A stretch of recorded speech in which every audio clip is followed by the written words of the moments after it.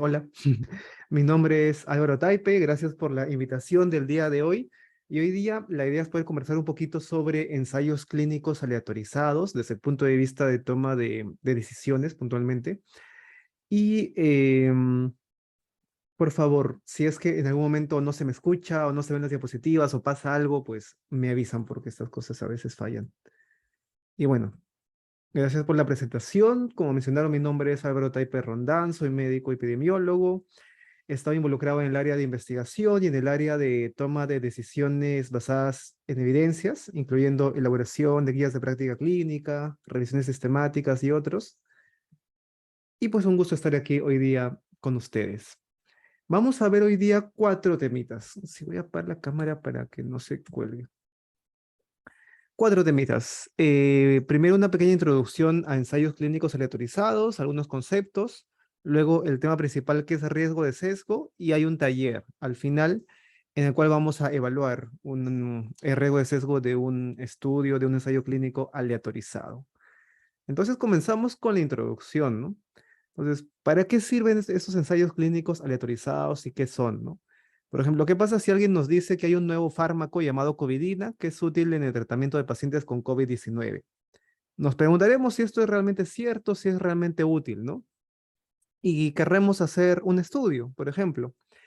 Y en ese estudio, supongamos que tenemos 2 hospitales, un hospital que recibe Covidina, porque todos los pacientes que van ahí reciben Covidina, mejor dicho, y en otro hospital ningún paciente recibe Covidina porque no tiene Covidina, ¿ok?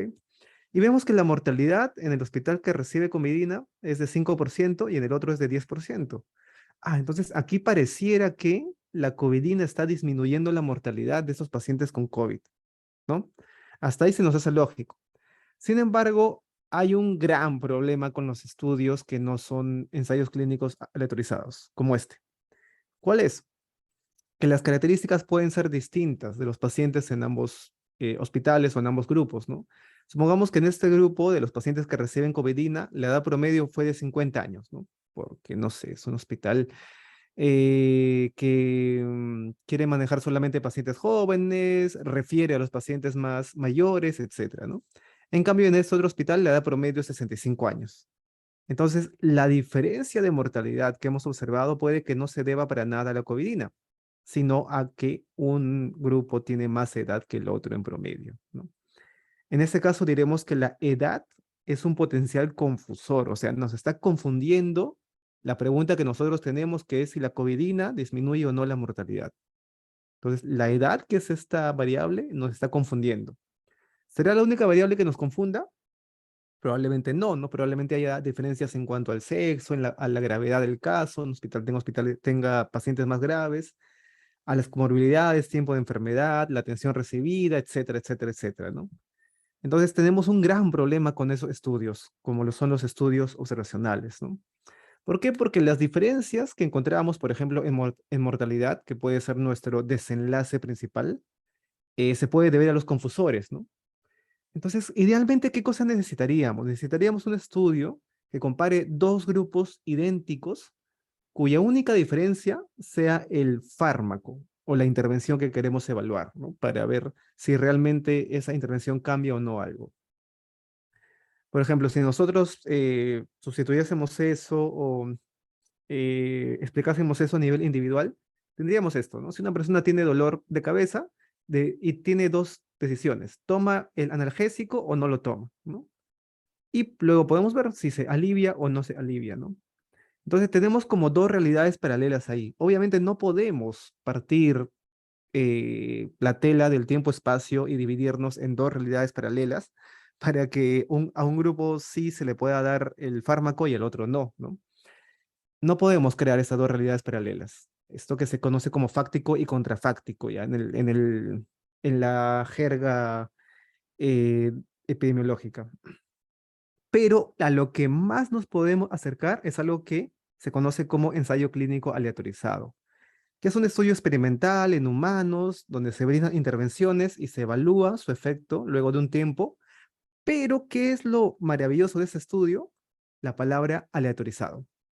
¿Qué significa? Que vamos a asignar a los pacientes aleatoriamente a los grupos de tratamiento y de control. ¿Ok?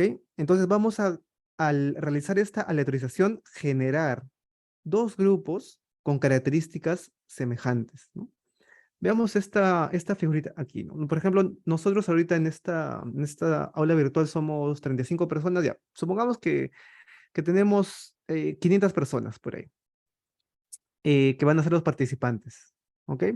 Estas 500 personas tenemos, por ejemplo, varones, mujeres, gente joven, gente mayor, gente que toma fármacos, gente que tiene comorbilidades, gente que no las tiene, etcétera, ¿no? Tenemos gente de todo tipo. Vamos a aleatorizarlos para dividirlos en dos grupos. ¿Cómo hacemos eso? Un programa estadístico o algo tan simple como una moneda. Entonces, cada uno saca una moneda, o si quieren, alguien es el encargado de sacar una moneda y decidir para cada uno, según lo que caiga en la moneda, a qué grupo se va. ¿Es el grupo tratamiento o el grupo control? Y esta asignación aleatoria crea algo asombroso. Crea que ambos grupos van a tener características similares. Si en un grupo el 40% son varones, en el otro aproximadamente el 40% también van a ser varones. Si en un grupo la edad promedia fue 20 años, en el otro aproximadamente va a ser 20 años. Si en un grupo la presencia de una mutación genética puntual es de 5%, en el otro va a ser aproximadamente de 5%. Es decir, estamos equiparando dos grupos para una gran cantidad de variables, tanto que podríamos medir como que no podríamos medir. ¿Ok? Esa es la magia de la asignación aleatoria. No confundan esto con el tema de aleatorización para encontrar una muestra representativa, ¿no? Ustedes tal vez cuando han llevado sus cursos de metodología, les han dicho, no, mira, para que tú de una población saques una muestra, una de las mejores formas es aleatorizar, ¿no? Aleatoriamente sacas una muestra, ya. Eso no tiene nada que ver con esto. Esto es que tú ya tienes a tus participantes y aleatoriamente los divides en grupo de intervención y de control. Un comentario que me olvidé al inicio. Si tienen cualquier duda en el chat, por favor, vayan escribiéndolo. Yo voy a hacer con un ojito en el chat, así que ahí les voy leyendo y ahí vamos contestando también en tiempo real. Y si se les pasó y tienen una duda de unas días anteriores, no se preocupen, igual colóquenlo en el chat. Coloquen todo por ahí para poder ir conversando. Entonces, esta magia de la aleatorización hace que el ensayo clínico aleatorizado sea el estudio primario que proporciona el mayor grado de evidencia para evaluar intervenciones. ¿Ok? Esa es la pirámide clásica, que bueno, ya ahora ya no se usa mucho por X cuestiones, pero siempre tenía entre los estudios primarios en la cúspide al ensayo clínico aleatorizado, ¿no?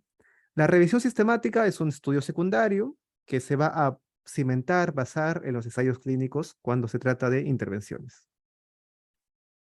Ok, hasta ahí entonces ya vamos entendiendo lo que es un ensayo clínico aleatorizado, algunos conceptos sobre ensayo clínico o algunos términos que debemos conocer cuando leamos uno son los siguientes. El ensayo clínico puede comparar dos o más grupos. Puede que comparemos solo dos o puede que comparemos tres, cuatro o cinco grupos, ¿no? Si queremos comparar cinco fármacos, podremos hacerlo con cinco grupos, por ejemplo. Y la dinámica es la misma. Aleatoriamente se distribuye a los participantes en estos cinco grupos. Pero usualmente son de dos grupos. Y esos dos grupos se van a conocer como el grupo intervención y el grupo control. El grupo de intervención es a quienes se les va a brindar la intervención de interés y el grupo control es un grupo que se compara con la intervención, ¿ok? Que es como que el grupo que no recibe la intervención.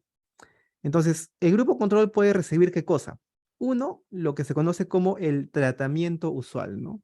Entonces tú dices, el cuidado o el tratamiento usual en este hospital para esta enfermedad es solamente darle paracetamol. ¿Ok? Ese sería el tratamiento usual. En cambio, que el grupo de intervención está recibiendo igual el tratamiento usual más un nuevo fármaco, ¿no? Entonces, a eso se conoce como tratamiento usual. A no darle la intervención, sino lo que usualmente estaría recibiendo en ese hospital. Pero también podría recibir el grupo control un placebo. Un placebo es una sustancia inerte con las mismas características externas, mismo sabor, mismo olor, misma forma que la intervención. Entonces, si la intervención es una pastillita redonda con una línea en el medio, el placebo debe ser igual a esta. ¿Ok? Y la idea del placebo es que el participante no sepa si está recibiendo la intervención o el placebo. ¿Ok? Y el placebo obviamente es inerte, o sea, que no tiene ningún efecto. Entonces, ¿por qué queremos que no lo sepa? Ahora lo vamos a ver. pero también el grupo control podría estar recibiendo un placebo. ¿Qué más podría estar recibiendo? Un control activo. Esto es el término que se usa cuando estamos comparando, por ejemplo, dos intervenciones o dos fármacos, ¿no? El grupo de intervención está recibiendo el fármaco A y el control activo es el fármaco B o la intervención B, ¿no? Entonces, no es que no esté recibiendo nada, como el caso del tratamiento usual, ¿no? Que no recibe la intervención y ahí nos quedamos, sino que en vez de la intervención está recibiendo algo más, ¿no? Por ejemplo, queremos comparar oxitocina intramuscular, que sería la intervención, por ejemplo, contra oxitocina endovenosa, que sería el control, o al revés si es que quieren, porque en esos casos, pues, va a depender de cómo estemos enfocando la pregunta, ¿no? Pero ya, estamos dando dos intervenciones o dos fármacos distintos a esos dos grupos. Entonces, ¿qué es esto de que queremos engañar a los pacientes, darles un placebo, de que no sepan lo que están recibiendo, ¿no? Entendámoslo aquí. Nosotros hacemos un ensayo clínico aleatorizado, tenemos nuestros 500 pacientes, lo dividimos en dos grupos aleatoriamente y el grupo de tratamiento recibe un fármaco, el grupo control no lo recibe. ¿Ok? Supongamos que lo que queremos tratar es dolor. En el grupo de tratamiento, el 70% de los pacientes afirma tener menos dolor, ¿no? Todos esos pacientes tenían dolor y en este grupo 70% afirma tener menos dolor. En el grupo control, el 50% afirma tener menos dolor. Ah, mira, entonces hay una diferencia, ¿no? Parece que el fármaco que estamos usando causa una disminución del dolor en comparación con el grupo control. ¿Ok? Hasta aquí todo bien. Pero ¿qué pasa si este estudio no es cegado? ¿Qué significa eso? Que los participantes sabían lo que estaban recibiendo. En el grupo de tratamiento sabían que estaban recibiendo el fármaco, en el grupo control sabían que no estaban recibiendo el fármaco. Entonces, aquí tenemos una pregunta, vale ya. ¿Será cierto que el fármaco disminuyó el dolor? ¿O será que como estos pacientes sabían que estaban recibiendo el fármaco por el efecto placebo, por su gestión, o porque no quieren hacer quedar mal al fármaco, están respondiendo que sienten menos dolor? Y esto no es real, es simplemente un placebo o una mentira, ¿no? Ah, entonces, pues puede que ese no haya sido un estudio tan fiable. ¿Qué es lo que quiero decir? Que si no cegamos a los pacientes, o sea, si le decimos a cada paciente lo que está recibiendo, y bueno, igual con el personal que está en contacto con ellos, es posible que el aparente beneficio que veamos luego en el estudio se deba solamente al efecto placebo, por ejemplo, que es que un participante que está sugestionado de que un tratamiento le va a hacer, le va a causar beneficios, pues comienza a sentir esos beneficios, comienza a sentir realmente menos dolor, pero no es porque el fármaco sea efectivo, sino simplemente por una sugestión, por un placebo. O puede deberse al sesgo de deseabilidad social, ¿no? Lo que les comentaba. El participante dice, yo no quiero que el fármaco quede mal. Yo creo que si me han dado el fármaco, quieren que yo responda diciendo que siento menos dolor. Ah, entonces me estoy dejando influenciar por la deseabilidad social, ¿no? Por lo que yo creo que la sociedad, que los investigadores esperan de mí. ¿Ok? Otros sesgos, ¿no? Si yo sé que estoy tomando el placebo, por ejemplo, digo, pucha, yo estoy tomando placebo, qué mal, mejor, por si acaso me voy a comprar un ibuprofeno más y voy a tomar, aparte del placebo, más ibuprofeno. En cambio, si sé que estoy tomando el fármaco, tal vez no tomo eso, ¿no? Entonces, puedo comportarme de manera distinta de acuerdo a lo que sé. Entonces, la idea es que el paciente o el participante no sepa lo que está tomando para evitar todos estos potenciales sesgos. Y a eso se le llama cegamiento. ¿Ok? Entonces, el verdadero estándar en un ensayo clínico aleatorizado es que este sea doble ciego, es decir, que sean cegados tanto los participantes como el personal que está en contacto con ellos. Y acá viene esta terminología, ¿no? De ciego, doble ciego, triple ciego, etiqueta abierta. ¿A qué se refiere? Cuando leemos que un ensayo fue de etiqueta abierta o en inglés open label, significa que nadie está cegado. O sea, los participantes sabían lo que estaba recibiendo, el médico que los atendía sabía que el participante estaba recibiendo o no un fármaco, todos sabían. ¿Ok? Por eso que hay ojitos. ¿Qué es un estudio ciego o ciego simple? Es un estudio en el cual el participante o el paciente es el que no sabe que está recibiendo, pero el personal de salud que lo ve sí sabe. Y eso podría ser problemático, ¿no? Imagínense que ustedes están atendiendo a un participante con una enfermedad grave y saben que está recibiendo un placebo. Ustedes dicen, pucha, mejor le voy a intensificar su otra terapia, ¿no? O le voy a dar otros fármacos adicionales, ¿no? Entonces, si el médico, el que está atendiendo al paciente, sabe que el paciente está en un grupo o en el otro, también puede sesgar el estudio. Entonces viene este término de doble ciego, ¿no?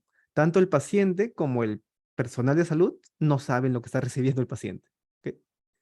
¿Y qué es un triple ciego?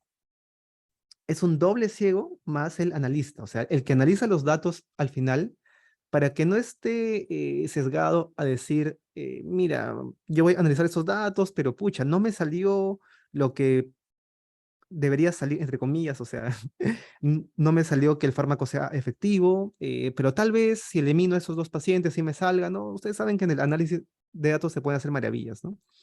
Entonces, para evitar que el analista haga esas cosas, lo ciegan, ¿no? Entonces, no le dicen que un grupo es placebo, otro grupo es tratamiento, simplemente le ponen grupo A y grupo B, y el analista no sabe. Y hace todos los análisis solamente entendiendo que es grupo A y grupo B. Ok, entonces me van avisando si hay alguna duda, como siempre, por el chat, por favor. Y ya, bueno, que había algo más sobre tipos de análisis, pero eso ya es un poquito más complejo, no lo vamos a ver por el poco tiempo que tenemos. Y pasamos aquí, ventajas y desventajas de los ensayos clínicos, entonces. Una ventaja es que al aleatorizar se minimiza el riesgo de confusión, ya lo hemos visto, y por tanto es el tipo de estudio primario más confiable para preguntas de intervención, ya lo hemos visto. Desventajas es que suelen ser hechos en pacientes muy selectos, ¿no? Usualmente piden, por ejemplo, tienen que ser pacientes, pero pacientes que no tengan otra comorbilidad, pacientes que sí puedan, que sí, que no sean frágiles, etcétera, etcétera, etcétera, ¿no? Los cuales no van a ser tan representativos muchas veces de la población real a la cual luego se le quiere dar este fármaco, ¿no? Entonces, eso es algo que se le suele criticar a muchos ensayos clínicos que tienen criterios muy rigurosos para seleccionar a sus pacientes. Son caros, requiere una logística importante, ¿sí? Y por tanto deben leerse críticamente, ¿no? Hay que tener cuidado de simplemente decir, miren, hay un ensayo clínico que dijo que este fármaco funciona, cuidado. Nos pasó, por ejemplo, con ivermectina, ¿no? Para dar un ejemplo reciente, ¿no? Al inicio salieron algunos ensayos clínicos muy mal hechos que concluían que la ivermectina incluso disminuía mortalidad en pacientes con COVID. ¿Ustedes recordarán? Luego, cuando comenzaron a salir los ensayos clínicos bien hechos, no encontraron ninguna diferencia, ¿no? ¿Qué pasó? Que esos ensayos clínicos mal hechos tenían varios sesgos por los cuales, pues, parecía que la balanza se inclinaba para un lado cuando no era así. Ahora veamos un ensayo clínico aleatorizado, ¿no? Tiene varias partes en sí, pero el cuerpo, que es lo que nos interesa, sigue el mismo formato que todo artículo científico, el formato IMRD, Introducción, Métodos, Resultados y Discusión. Entonces, por ejemplo, aquí tenemos un estudio que es un ensayo de lopinavir ritonavir en adultos hospitalizados con COVID severo, publicado en The New England Journal of Medicine. ¿Y cuáles son sus partes? ¿No? Vemos que tiene el título, los autores, luego viene un resumen, ¿no? Luego de resumen y otras cositas, ya viene el cuerpo. Comenzamos con la introducción, usualmente es corta, como en todo artículo. Los métodos usualmente son más largos, porque aquí tenemos que contar paso a paso lo que se hizo en este ensayo clínico. Seguimos con los métodos. Luego vienen los resultados, ¿no? En los resultados es donde usualmente están todas las tablas y todas las figuras, ¿no? Se suele comenzar con un flujograma, luego una tabla de comparación de características basales, ahorita vamos a ver un poco de eso, y siguen tablas, y siguen tablas y figuras. Y luego del resultado, lo que les comenté, la discusión, ¿ok? Y bueno, luego hay algunas cositas más como agradecimientos, conflictos de interés, referencias bibliográficas, etcétera. Entonces, siempre que comenzamos a leer un ensayo clínico aleatorizado, tenemos que preguntarnos, ¿cuál es la pico? En un ensayo clínico podemos restringir la pregunta a una pregunta pico. ¿Y cuál es el outcome principal, no? Entonces, la población puede ser, por ejemplo, gestantes. ¿Cuál sería la intervención y el comprador? ¿A qué le han dado a cada grupo, no? Al grupo de intervención le han dado aspirina, por ejemplo, al grupo comprador le han dado placebo. Ah, genial. ¿Y cuál fue el outcome principal, no? Porque un ensayo clínico solamente mide varios outcomes o desenlaces, ¿no? Puede ser mortalidad, calidad de vida, que también están durmiendo, dolor, etcétera, ¿no?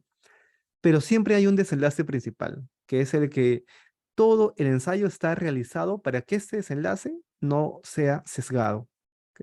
Entonces tenemos que ver cuál fue el outcome principal, porque puede que para los otros outcomes pues haya habido alguna que otra falla, pero para el outcome principal toda la metodología debe ser correcta. Luego de preguntarnos esto, si hacemos una lectura rápida, bueno, estas respuestas la podemos obtener del título y del resumen. Y nos saltamos a las tablas o figuras, ¿no? Siempre va a haber como figura uno un flujograma de selección, ¿no? En el flujograma, pues se dice cuántos participantes hay al inicio, cuántos fueron excluidos y cuántos entraron a la aleatorización o la randomización, ¿no? Miren acá, 199 se aleatorizaron, 99 fueron al grupo de lopinavir, ritonavir y 100 al grupo de Standard Care, ¿no? Standard Care que era manejo usual. ¿Ok? Luego, ¿cuántos fueron perdidos en el seguimiento? Porque siempre hay alguna que otra pérdida, ¿no? Algunos lamentablemente fallecieron dentro de las 24 horas luego de haber sido admitidos y no recibieron lopinavir, por ejemplo, pero están aquí porque cuando se les aleatorizó estaban vivos, pero una vez que llegaron a aleatorizarse y que se llegó a definir que estos iban a recibir lopinavir, ritonavir, pues tres fallecen lamentablemente sin haber recibido nada, ¿no? Ah, entonces son pérdidas, ¿no? Y luego dos, al final, no recibieron lopinavir, ritonavir por X motivos, ¿no? Ah, entonces se van perdiendo, ¿no?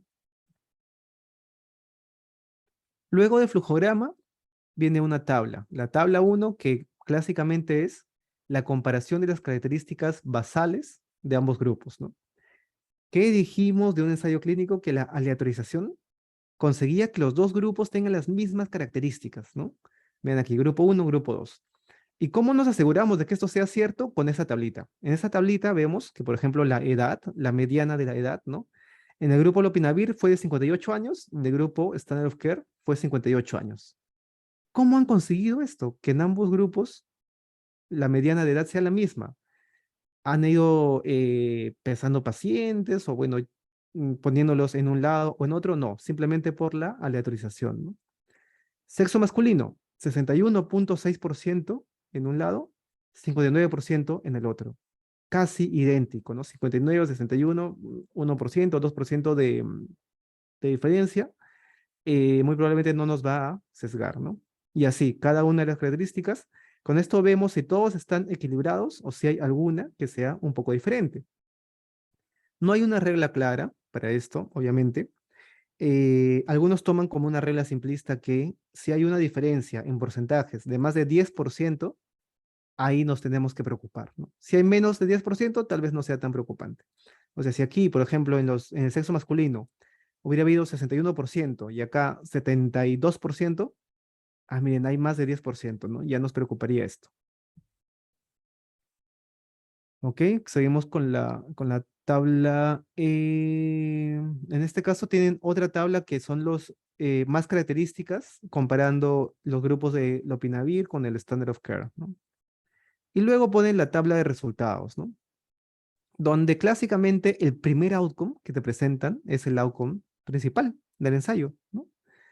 Y te presentan lo que pasó para este outcome este grupo de intervención y en el grupo control y una medida de efecto, ¿ok?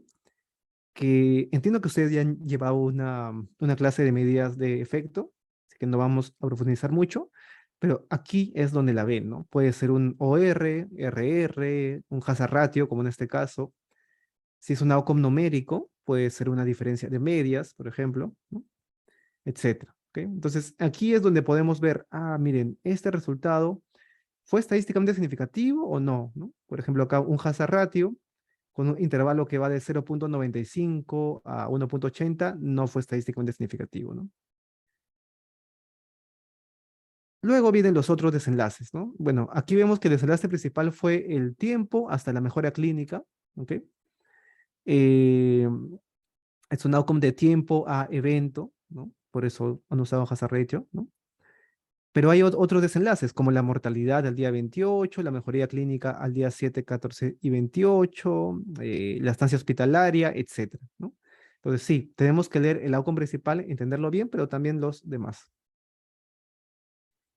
Y usualmente hay una tabla 4 donde ven los daños de la intervención, ¿no? Ven, ok, ya, ok, tal vez hubo algún beneficio, pero ¿hubo daños o no, no? Y acá ponen los efectos adversos que suelen tener las intervenciones que se están evaluando para ver si es que el grupo intervención tuvo más de esos efectos que el grupo control. Ok, bueno, ya hemos visto como un vuelo de pájaro el ensayo clínico aleatorizado. Y ahora vamos a pasar a la segunda parte, que es el riesgo de sesgo del ensayo clínico aleatorizado, ¿no?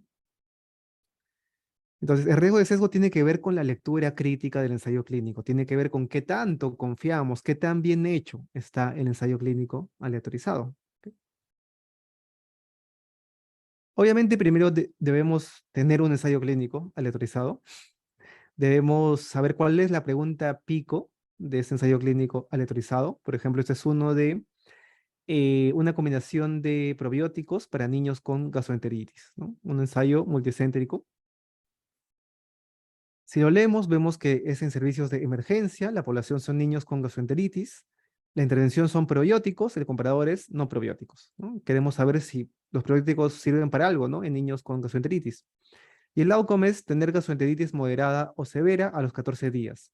O sea, si estaban con gastroenteritis leve, el outcome es que haya empeorado. ¿No? Entonces queremos saber si los probióticos evitan el empeoramiento en estos niños, ¿no? ¿Ok?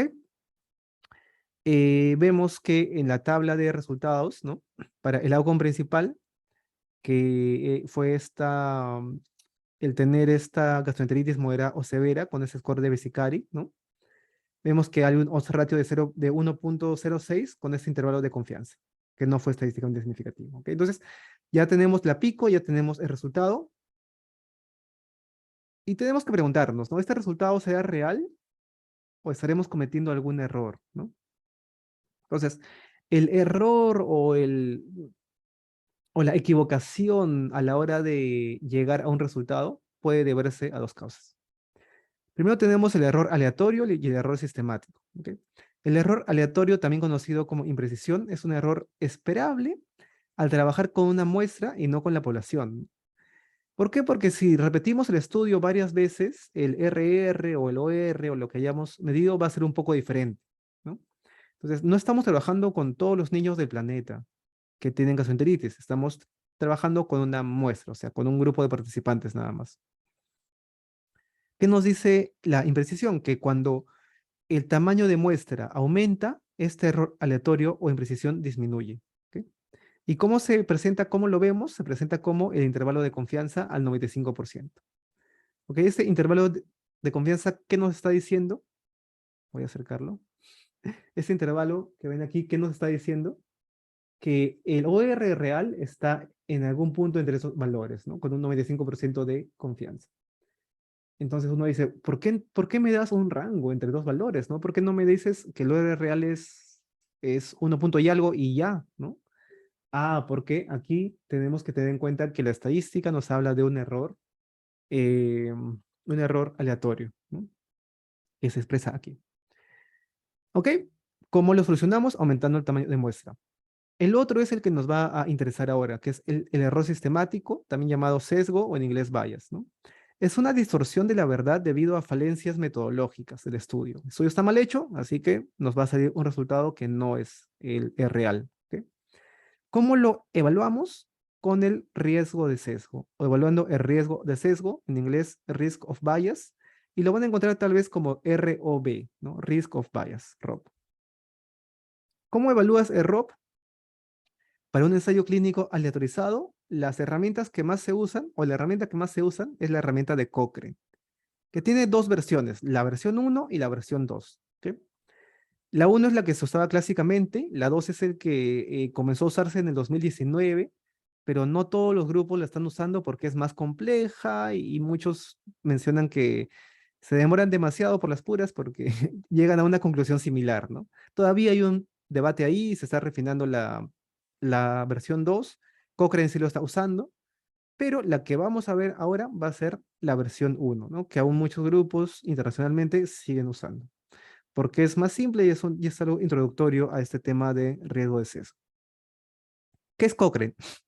Cochrane es una organización que realiza revisiones sistemáticas para facilitar la toma de decisiones basadas en evidencias. Y para ello, para realizar esas revisiones sistemáticas, va a buscar, por ejemplo, ensayos clínicos que responden a una pregunta y va a tener que dar una conclusión sobre qué tan bien hechos estaban esos ensayos clínicos, ¿no? Y para eso es que ha desarrollado estas herramientas. En su manual clásico de Cochrane de reacciones sistemáticas, en el capítulo 8 es donde te hablan sobre todo el paso a paso de cómo usar este riesgo de sesgo, esta herramienta.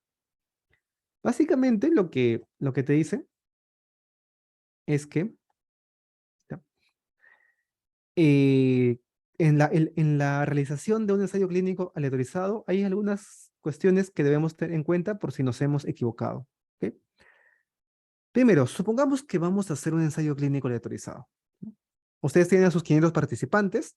El primer paso que van a realizar es aleatorizarlos, ¿no? Para saber cuáles van a cada grupo. ¿Puede salir mal? Puede salir mal. ¿Qué pasa si mi aleatorización no está bien? Si yo tengo esos 500 participantes, 250 están en un hospital y 250 en el otro, así que yo por conveniencia digo, ah, mira, el hospital uno va a recibir la intervención y el hospital 2 va a recibir el control. No estoy aleatorizando, ¿no? Entonces, estoy haciendo mal ese ensayo clínico. Ah, ya, ahí puedo fallar, ¿no? ¿O qué pasa si yo he hecho una buena aleatorización, he generado una secuencia de números aleatorios, pero esa secuencia me la roban y los pacientes saben que si llegan antes o llegan después, van a ir al grupo de intervención o al grupo de control, ¿no? También he hecho algo mal, ¿no? Luego ya, se dice bien la aleatorización, ya a uno le doy la intervención, a otro el control, pero ¿qué pasa si los participantes saben que están en un grupo o en el otro? Ah, si no es cegado, entonces mi estudio puede tener sesgo, ¿no? Luego, ¿qué pasa si evalúo al final mi resultado, pero en un grupo se perdió mucha gente, ¿no? De los 250 que eran, solamente terminaron 50. Entonces puede que esos 200 que se han perdido haya sido porque les haya ido mal, ¿no? Les haya ido tan mal con el fármaco que se hayan ido a otro hospital. Entonces, si hay datos incompletos, pues probablemente el resultado final va a estar sesgado. ¿Ok? ¿Y qué pasa si ya no hay datos incompletos, nada, pero yo cuando quiero publicar mis resultados, digo, mira, no me salió algo estadísticamente significativo en dolor, que era mi outcome principal, pero sí me salió en ansiedad, ¿no? De casualidad, ¿no? Porque me di 80 cosas y entre ellas una era ansiedad. Y publico como si mi outcome principal hubiera sido ansiedad, ¿no? Eso también es sesgado. ¿Por qué? Porque si evalúas 1000 cosas, alguna por estadística, por casualidad, te va a salir estadísticamente significativa, ¿no? Y no va a ser por el fármaco, va a ser porque pues, no has hecho un ensayo con un tamaño de muestras suficiente para evaluar 1000 cosas, ¿no? Tuviste que haber hecho otro cálculo de tamaño de muestra. Entonces, esto también puede ser un sesgo, ¿no? Y hay otros, ¿ok? Entonces, en cada paso, lo que hace el riesgo de sesgo de Cochrane es ver en qué te has equivocado.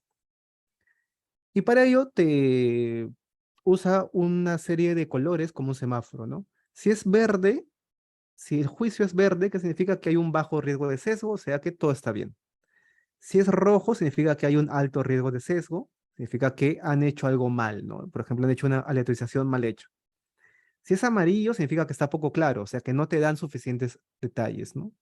Usualmente cuando es amarillo, uno piensa mal, ¿no? Dice, pucha, si no me han dado detalles, probablemente sea porque lo han hecho mal, ¿no? Y están queriendo ocultarlo, barrerlo bajo la alfombra. Así que el amarillo y el rojo solamente son tomados como intercambiables. Volvemos entonces a la pregunta que teníamos con gastroenteritis y vamos a evaluar cada uno de los ítems de Cochrane. ¿Ok? Primero, la secuencia aleatoria. ¿Cuándo le ponemos verde? Cuando o bien se ha usado una generación de números aleatorios por ordenador. No sé qué me toca. Sí, ahorita vamos a llegar al reporte selectivo. Vamos a ir uno por uno desglosando cada uno de los ítems de Cochrane y ahora llegamos. Ok, entonces comenzamos con secuencia aleatoria, ¿no? ¿Cuándo decimos que está bien hecho? Cuando nos dicen que han generado números aleatorios por ordenador, ¿no? Ah, entonces está bien hecho. Cuando nos dicen que han usado una tabla de números aleatorios, está bien hecho. O con recursos más rudimentarios, si nos dicen que han lanzado una moneda o han lanzado dados, también está bien hecho, no está mal. Pero ¿cuándo está mal? Cuando uno usado un método cuasi aleatorio, ¿no? Por ejemplo, por fecha de nacimiento, ¿no? Todos los que nacieron de enero a julio a la derecha, perdón, de enero a junio, ¿no? De julio a diciembre a la izquierda. Uy, eso pudo haber, puede que ellos tengan características distintas por muchas razones, ¿no? O el día de la visita, ¿no? Los que vienen de lunes a miércoles al hospital a un lado, los que vienen de jueves a domingo al otro, ¿no? Uy, peor ahí, ¿no? Quien viene un martes a emergencia no es el mismo que viene un domingo, ¿no? O por otros métodos, ¿no? O por elección del clínico o del paciente, ¿no? Le preguntas, ¿tú prefieres estar en el grupo de intervención o en el grupo control? Ya, no es una aleatorización, ¿no? Y poco claro cuando no tienes información suficiente, cuando no te dicen cómo lo han hecho, ¿ok? En este caso de este ensayo, por ejemplo, hay un subtítulo de randomización en la metodología, ¿no? Donde te dicen que se usó un software para generar los números aleatorios, ¿no? Y te pone, ¿no? Que es la página web de randomize.net y se usó bloques de randomización de 4 o 6, ¿no? Entonces estamos bien, ¿no? Sí sería bajo riesgo de sesgo. El segundo ítem es tal vez uno de los más complicados de entender, ¿no? Que es el de cegamiento de la secuencia aleatoria. En inglés, allocation, como alócate, ¿no? De alocación, ¿no? Concealment, o sea, que está oculto, ¿no? Entonces, la secuencia aleatoria está oculta. ¿Ok? ¿Qué significa esto? ¿Qué es la secuencia aleatoria, no? Nosotros usamos un software para aleatorizar y el software me dice, ah, mira, cuando venga tu paciente uno, por ejemplo, le va a tocar intervención. El 2 control, el 3 control, el 4 control, el 5 intervención, el 6 control y así. Te da una secuencia aleatoria. ¿Ok? Entonces, ¿qué pasa si esta secuencia la conoce todo el mundo, ¿no? Por ejemplo, hay una enfermera que está reclutando a los pacientes, ¿no? Y esa enfermera sabe, ¿no? Que al paciente uno va a recibir esto, el paciente 2 esto y así, ¿no? ¿Y qué pasa si va a reclutar al paciente número 6, ¿no? Y lo ve y dice, uy, mira, este paciente sería el número 6 y le corresponde al grupo control, ¿no? Como está aquí. Pero, uy, este paciente tiene una enfermedad severa, por lo que mejor debería recibir la intervención. Entonces le voy a decir al paciente que espere un rato mientras inscribo a otro paciente, ¿no? Y que ahora este paciente, que iba a ser el 6 va a ser el número 7 y va a recibir la intervención, ¿no? Entonces, la persona que está reclutando se pasó de buena gente y nos arruinó todo el estudio. Pasa, ya no tanto, ahora antes pasaba bastante, tanto así que este fue un ítem que Cochrane priorizó, ¿no? Ahora sigue pasando todavía, de vez en cuando, porque todavía hay grupos que no dominan el arte de hacer un ensayo clínico, pero ya es menos, ¿no? Entonces, tiene que estar oculta la secuencia de asignación, ¿ok? ¿Cuándo diremos que hay bajo riesgo? Cuando nos hablan de una asignación centrada o centralizada. ¿Qué significa? Que hay alguien, usualmente es una persona de farmacia, ¿no? Que es la que hace la aleatorización y hace todo dentro de la farmacia. Entonces, pone en los frasquitos, por ejemplo, las pastillas, ¿no? Si son 5 pastillas, pone varios frasquitos de 5 pastillas y no le pone el nombre si es intervención o si es comprador, ¿no? Le pone el número, paciente 1, 2, 3, 4, 5. Entonces, esta persona en la farmacia es la única persona que sabe qué hay en el 1, 2, 3, 4, 5, ¿no? En cada frasco. Así que cuando va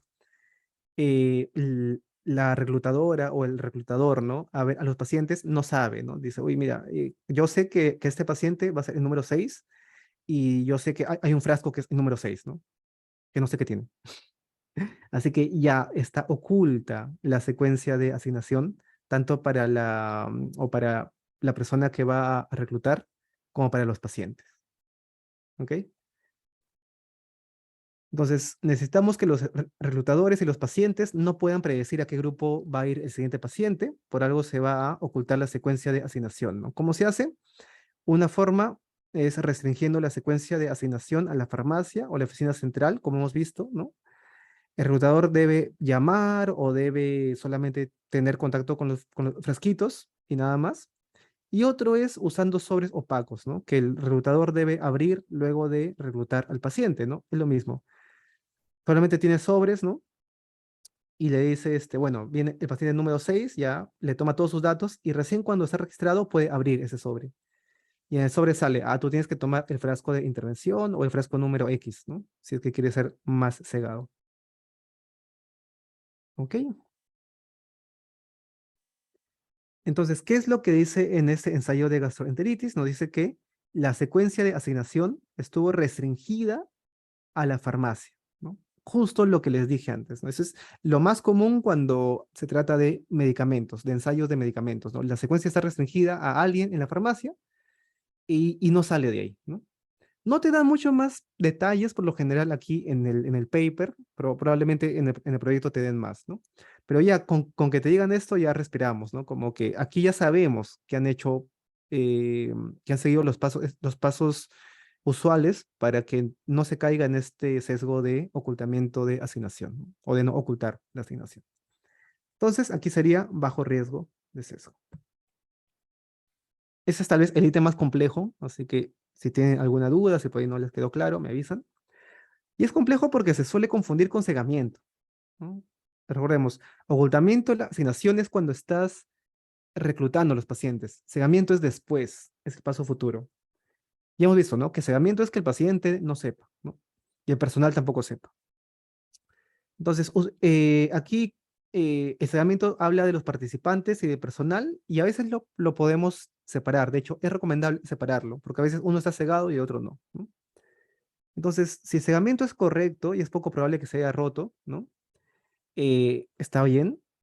Obviamente, si un grupo recibe un fármaco y el otro grupo no, el grupo control debería recibir un placebo, porque si no hay un placebo, pues es imposible que se ciegue, ¿no? Y ustedes dirán, uy, ¿y qué pasa si en mi ensayo a un grupo le quiero poner oxitocina endovenosa y a otro grupo oxitocina intramuscular? ¿Cómo lo voy a cegar, no? Si el paciente está viendo, sintiendo que le estoy poniendo a la vena o al músculo. Hay formas, ¿no? Hay formas como, por ejemplo, eh, se me fue el nombre, es Dami algo, en el cual a cada paciente, por ejemplo, si a un paciente le tocó la oxitocina endovenosa, se le pone un suero intramuscular, ¿no? Se le pone su cloruro o algo intramuscular. Entonces, el paciente está viendo y está sintiendo que está recibiendo dos ampollas. Y al que le tocó intramuscular, se le pone algo endovenoso, igual, ¿no? Entonces, ahí ya los podemos cegar. ¿Ok? Sí, como dice Edwin, en el paso anterior se habla de ocultamiento de la asignación y en este paso se habla de cegamiento de los participantes y del personal. ¿Ok? Entonces, bueno, si está cegado, genial. También a veces pasa que el cegamiento no está del todo bien hecho, pero no es probable que esto influya en los resultados, ¿no? Por ejemplo, dicen, mira, nosotros usamos un placebo y el placebo tenía un sabor un poco diferente al del fármaco. Y nosotros sabemos que ese fármaco igual su sabor es súper suave, ¿no? Entonces no habría mucho lío, ¿no? Pero si el fármaco tiene un sabor súper fuerte y el placebo no sabe a nada, ahí sí, ¿no? Ahí sí se van a dar cuenta rápidamente que están recibiendo o no, ¿no? Entonces hay que conocer bien las intervenciones para identificar si es que el cegamiento se está dando bien o no. ¿Ok? Igual con el personal, ¿no? Nos tienen que decir explícitamente que el personal también está cegado. Entonces, ¿qué nos dice aquí? Em, Los participantes y sus padres, ¿no? Porque en este caso son niños, ¿no? O sus guardianes, así como el personal del ensayo y el personal clínico, y los analistas de los datos y de los especímenes, o sea, del laboratorio, ¿no? Were unaware, o sea, no sabían a qué grupo pertenecía cada paciente, ¿no? Ah, entonces acá te está diciendo que todo está cegado, ¿no? Desde el participante, sus padres y todo el personal. Genial, ¿no? Y luego nos hablan del placebo, ¿no? En los procedimientos, y nos dice que los sachets que contenían el placebo y los probióticos eran idénticos en apariencia, olor y peso, ¿no? Obviamente se necesita una farmacia especializada o una farmacia competente que te pueda crear esos placebos, ¿no? Pero te dicen que son idénticos. En este caso, entonces, será un bajo riesgo de sesgo. Y seguimos con el cegamiento, porque hay alguien más que es muy importante que esté cegado, que es tan importante que tiene un ítem aparte.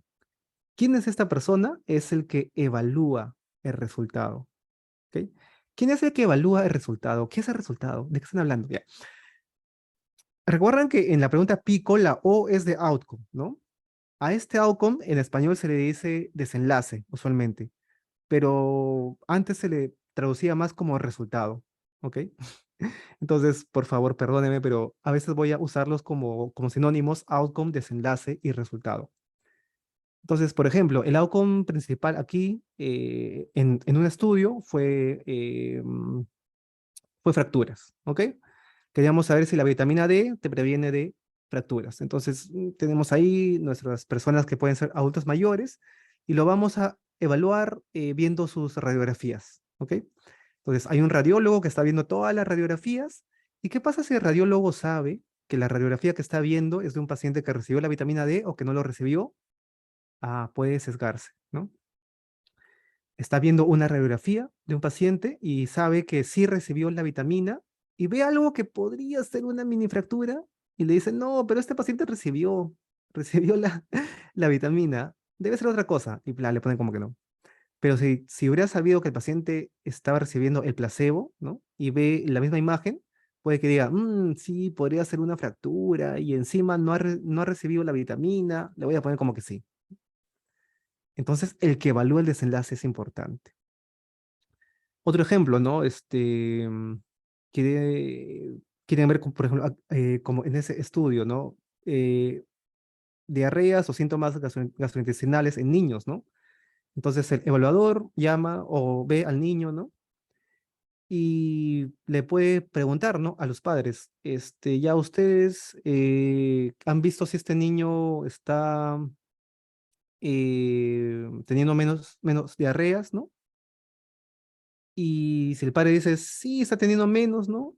O el padre está dubitativo, el evaluador puede decir, ah, mira que tu hijo recibió este probiótico, ¿no? Entonces el padre va a decir, ah, sí, entonces sí tuvo menos, ¿no? Entonces, este evaluador de desenlace, si piensa mucho, nos puede arruinar todo el estudio, ¿no? Y bueno, para evitar que piense y que saque conclusiones apresuradas, la idea es que no sepa qué está recibiendo cada uno de los pacientes que está evaluando. ¿Ok? ¿En qué casos esto no sería tan importante cuando el desenlace es muy duro? Un ejemplo clásico es mortalidad, ¿no? El desenlace es mortalidad. El paciente lamentablemente falleció o no, ¿no? Entonces, el evaluador del desenlace va y dice, ah, el paciente falleció. Y no te va a decir, no, ah, pero recibió la vitamina, así que tal vez no esté muerto. No, ahí sí no hay posibilidad que nos sesgue la falta del cegamiento del evaluador del desenlace. Bueno, entonces, si el cegamiento está correcto y es poco probable que sea roto, es bajo riesgo. O si no hay un cegamiento, como les comenté, ¿no? En el último ejemplo, pero esto es poco probable que influya en la evaluación de los resultados, por ejemplo, si es mortalidad, también sería bajo riesgo, ¿no? De lo contrario es alto, o si no hay datos, poco claro. Entonces, acá, igual, ¿no? Nos dice que todos están cegados, ¿no? Los padres, el clinical staff y todos, ¿no? Entonces sería bajo riesgo. Ok, pasamos al siguiente ítem, ya vamos en el 5, que es datos incompletos, ¿ok? Como les comenté, si se pierden muchos participantes, entonces puede haber un sesgo, ¿no? porque puede que justo se estén perdiendo los que están teniendo efectos adversos o los que les va bien, ¿no? Les va tan bien que se van de viaje y se pierden, ¿no? Entonces nos puede confundir si se pierde un gran número. ¿Qué porcentaje es? Igual, no hay algo estandarizado. Sin embargo, se suele usar un número redondos como por ejemplo el 10%, ¿no? Entonces, si es que se pierden más del 10%, usualmente se considera que es un alto riesgo de sesgo aquí. Si no se pierde nadie o se pierde menos del 10%, como dice aquí, sería un bajo riesgo, ¿no? O si hay y esto incluye que las pérdidas tienen que ser similares o equilibradas entre ambos grupos, ¿no? Porque, ¿qué pasa si se perdió el 9%, pero todas las pérdidas fueron del grupo de intervención, ¿no? Ya, eso nos hace sospechar, ¿no? Pero si se perdió 4% en el grupo de intervención y 4% en el grupo control, vamos bien, ¿no? ¿Qué dice el estudio? Bueno, podemos verlo en su flujograma, ¿no? En este caso, de 444 que recibieron probióticos, se perdieron 30, ¿no? Y de 442 se perdieron 29, ¿no? En el otro grupo. Entonces sacamos la calculadora y vemos que sale menos de 10% en cada grupo, ¿no? Y son más o menos similares, ¿no? 30 por un lado, 29 por el otro. Entonces le pondríamos que esto sería poco probable que se haya convertido en un sesgo, así que le ponemos bajo riesgo de sesgo. Y aquí sí pasamos a lo que comentaban de reporte selectivo. ¿Sí? ¿Qué es el reporte selectivo, no? Es reportar algo que no era lo planeado, ¿no? Entonces estás seleccionado algo. Lo más sencillo es cuando reportan otro desenlace, ¿no? Como les comentaba, cambia el outcome principal. En el protocolo sale un outcome y luego sale otro. Entonces, ¿qué será bajo riesgo? Cuando se dispone del protocolo del estudio y todos los resultados de interés de la revisión están descritos de la forma prevista en el protocolo, o sea, no ha habido ningún cambio. Alto riesgo cuando los resultados no están descritos como estaba preespecificado en el protocolo, ¿ok? Puede que tengan cambiado el outcome, pero también puede que tengan cambiado otra cosa. ¿Qué pasa si en el protocolo te decía que iban a analizarlo con un RR y al final están usando un HR? ¿Por qué será, no? Qué raro. O si te dicen que no iban a excluir a los gestantes, pero al final sí excluyeron a los gestantes. ¿Por qué será, no? Qué raro. Todo esto está dentro de reporte selectivo. Cuando pasa esto, los autores del artículo deben explicarte qué pasó, ¿no? Te van a decir, oye, mira, yo al inicio pensé que este iba a ser mi outcome principal, pero por A, B motivos acabó siendo este otro. Y si eso te convence, y es algo que tiene sentido, ya, podrías ponerle bajo riesgo, ¿no? Pero te lo tienen que explicar. Si no te explican nada y ves que en el protocolo hay algo diferente que en el estudio final, uy, ahí sí estamos fritos, ¿no? En este caso, pues ellos te colocan en el mismo resumen lo siguiente, ¿no? Te dicen, para el protocolo, mira clinicaltrials.gov y te dan un código. Entonces te vas a clinicaltrials.gov, le pones este código y te manda al protocolo del estudio y puedes ver que el outcome en este caso es el mismo que el outcome que uno está encontrando en el artículo científico, ¿no? Entonces por lo menos el outcome es similar. Si el outcome es similar, estamos con bajo riesgo de sesgo. Y por último, el último ítem es otros, ¿no? Otras fuentes de sesgo, que es bajo riesgo cuando el estudio no parece estar afectado por otras fuentes, y alto riesgo cuando hay algo, ¿no? Lo más común son los siguientes, ¿no? Un desequilibrio en los grupos en la tabla uno, ¿no? Como les dije, un desequilibrio de más de 10% en la tabla uno puede ser un sesgo. O ECAs que terminan temprano, ¿no? Un ECA estaba previsto que reclute 2.000 pacientes, pero recluta 500 y ¡pum! Terminan ahí. Y usualmente lo hacen porque están analizando cada cierto tiempo y se dan cuenta que al analizar 500 ya parece haber una diferencia importante, ¿no?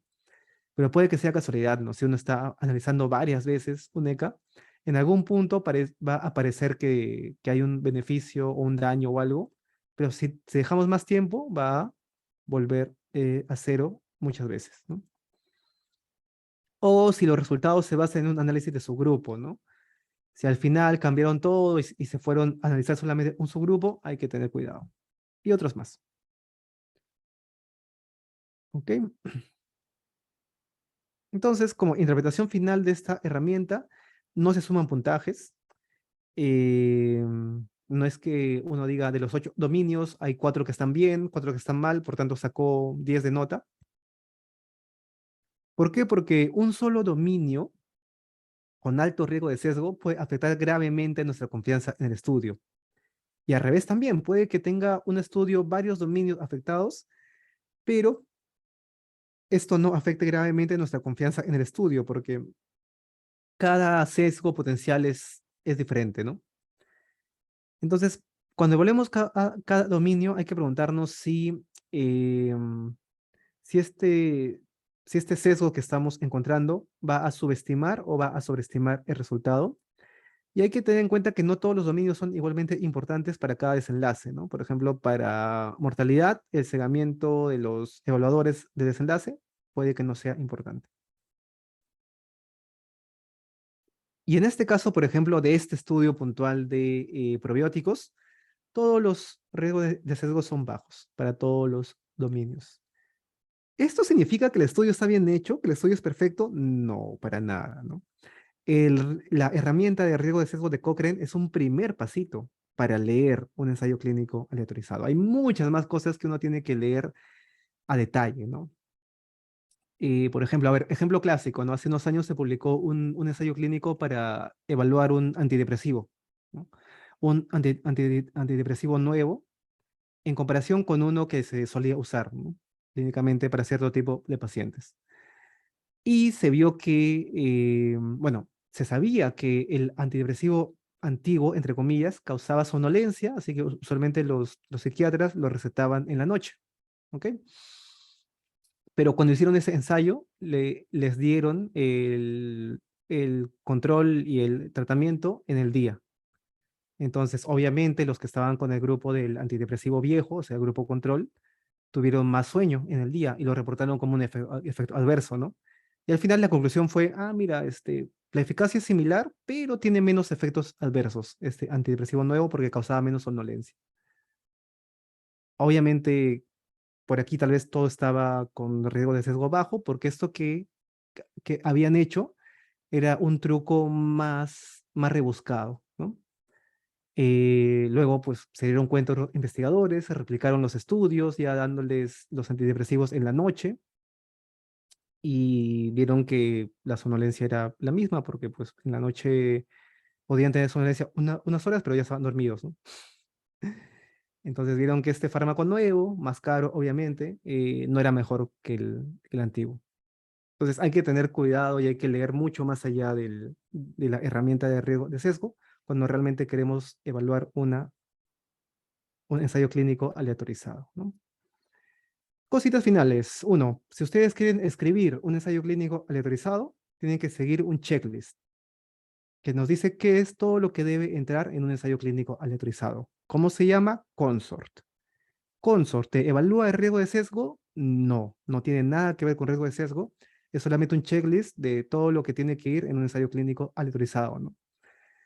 Si tú dices en el ensayo clínico que aleatorizaste usando la fecha de nacimiento, ya has cumplido con Consort, porque Consort te dice que lo especifiques, pero estás con un riesgo de sesgo. ¿Ok? Entonces, que cumplas con todo Consort no significa que tu estudio esté bien, simplemente que lo has reportado bien. Y ya, eso era un puntito final tal vez aquí. ¿Por qué les digo esto? Porque cada vez están haciendo más ensayos clínicos en el país, ¿no? En Perú, puntualmente, para hacer un ensayo clínico aleatorizado de fármacos, esto tiene que pasar por el Instituto Nacional de Salud. Y es un proceso engorroso y es un proceso caro, ¿no? Porque entre los requisitos tienes que comprarle un seguro a cada uno de tus pacientes o tener una clínica o alguien que se encargue de asegurarlos, ¿no? Entre otras cosas. Entonces es bastante complejo. Pero Si tu ensayo clínico no involucra fármacos, no involucra productos químicos, no involucra dispositivos, por ejemplo, es solamente de educación o algo de esto, ahí no es necesario y ahí es donde cada vez hay más grupos que están comenzando a hacer ensayos clínicos, ¿no? Lo cual está muy bien porque se necesita datos nacionales para poder tomar mejores decisiones. Eh, lo malo es que como todavía estamos en este proceso de iniciar, todavía se están cometiendo fallas, ¿no? Entonces, por eso les comento que si ustedes participan en un ensayo clínico, asegúrense no solamente de no cometer sesgos, sino también de reportarlo adecuadamente usando el consort. Como dice Edwin, entonces el consort previene que tal vez en el artículo oculten ciertos detalles o datos. Sí, sí, el consort lo que busca es que todo el reporte sea transparente, ¿no? Entonces, que no se oculte nada. Entonces, si cumples con el consort, vas a contar todo, lo bueno y lo malo. Y eso es lo que el lector necesita para entender qué tanto confiar en tus resultados, ¿no? Mucho de investigación tiene que ver con ser lo más claros, lo más transparentes posibles, ¿no? Si algún asesor suyo les dice, no, mira, esta parte no salió bien, así que hay que barrerlo bajo la alfombra, pues no está haciendo investigación. Está haciendo cualquier cosa menos investigación, ¿no? Investigar es hacer algo rigurosamente y contar exactamente lo que has hecho y lo que salió. No barrer nada bajo la alfombra en ningún momento, ¿no? Igual, ¿no? Si les dicen, este resultado no fue estadísticamente significativo, mejor hay que cambiar la asociación a esta otra, eso no es investigación, ¿no? Eso es p-hacking, es phishing, es hacking, tiene varios nombres, varios temas ahí. Y aquí, bueno, es reporte selectivo. Ok, entonces quisiera saber si es que hay alguna duda más. No sé si me pasó alguna, pero si hay alguna duda, avisen para poder ir cerrando con el tema y luego comenzamos con el tallercito. Por ahí Sonia pregunta, ¿se puede evitar la pérdida de información? ¿O qué procedería al momento de hacer un ECA? ¿A qué te refieres con pérdida de información? ¿A las pérdidas de pacientes durante el seguimiento? Lo ideal es que no se pierda nadie, ¿no? Pero obviamente en un seguimiento largo de años, ¿no? Por ejemplo, ensayos oncológicos, ¿no? El outcome más duro que usualmente se usa es mortalidad a 5 años, ¿no? Son por lo menos 5 años de seguimiento. Obviamente se van a perder, se van a ir de viaje, se van a mudar y no te van a decir, etcétera, ¿no? Entonces, lo ideal es asegurarnos, ¿no? Desde el inicio, no solamente recolectar su número de teléfono del paciente, sino de varios de sus familiares, ¿no? Ir monitorizándolos constantemente, mantenerlos felices también, o sea, con el ensayo, ¿no? Porque si sienten que en el ensayo los van a maltratar, que no los miran bien, pues van a decir, ¿para qué estoy aquí, no? Yo que me presto como voluntario y encima me maltratan, y con toda razón se van a ir, ¿no? Entonces, hay formas de intentar perder menos, ¿no? Ahora, ¿qué pasa si ya perdiste? Ya se fueron, ¿no? Hay una palabra que hay que tenerle respeto y miedo a la vez que se llama imputación. Imputación es que donde no hay un dato, poner un dato. Entonces, hay toda una caja de herramientas para imputar datos, ¿ok? Todas tienen sus limitaciones. Así que hay que tener cuidado. La imputación es una serie de herramientas que pueden ser útiles, pero no te van a solucionar todo. Y hay que tener cuidado también cuando leamos que sea imputado, porque hay que ver si es que por ahí el resultado sin imputar es o no muy diferente al resultado con las variables imputadas.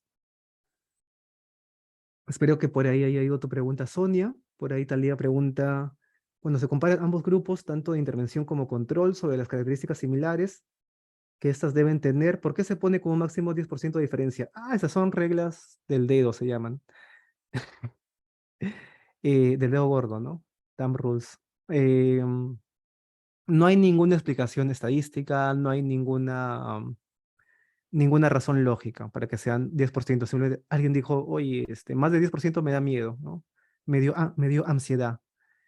Y otras personas dijeron, bueno, sí, a nosotros también nos da ansiedad y ya comenzaron a usarlo, ¿no? Es como el P menor a 0,05 para estadísticamente significativo, ¿no?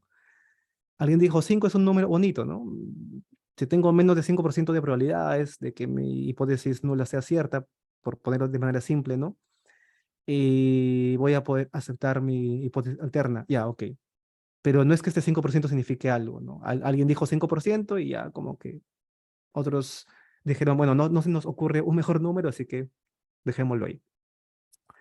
En este caso es un poquito más complejo también porque, ¿qué pasa si la diferencia que hemos encontrado de mortalidad, por ejemplo, es solamente de 3% menos de mortalidad?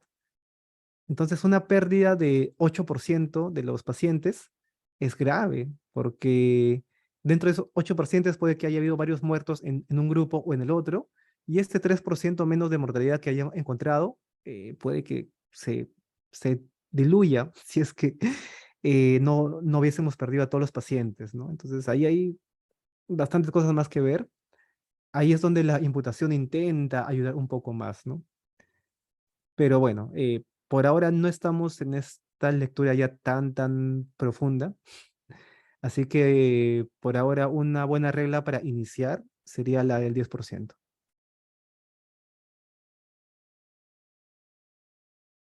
Ok, me parece que ya no hay más preguntas, o alguien, si quieren, prenden el micrófono o si quieren por el chat, o si no, me avisan para pasar al taller. Bueno, voy comentándoles lo del taller, ¿no? La idea es que se entrenen evaluando el riesgo de sesgo de un artículo, así que Les, he- les envié a los organizadores este artículo, que es el del Opinavir Ritonavir, y les envié una herramienta que usamos en Edisalud para evaluar riesgo de sesgo, ¿no? Entonces, la idea es que ustedes se puedan juntar en los grupos, ustedes tienen grupos, ¿no? Lean solamente el resumen, los métodos y los resultados del artículo, llenen el Evitool, que es esta herramienta, y una sola persona de cada grupo me lo envía a mi correo electrónico para revisarlo. ¿Ok? Entonces entiendo que el taller va a comenzar, pero ya de una manera más grupal, más individualizada. Así que hasta aquí pues estaríamos terminando con